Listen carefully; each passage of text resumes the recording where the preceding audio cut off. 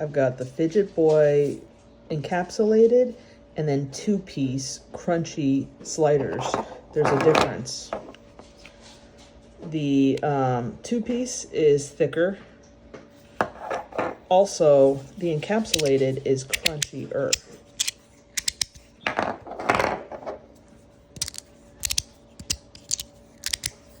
He said that there's less space for the magnets in the 2-piece one than the encapsulated one. So the holes for the magnets are bigger, meaning that the magnets can flip around a little bit more. Also has a little bit more of a hollow sound than the 2-piece. Which one would I prefer? They're so different. They're both really good.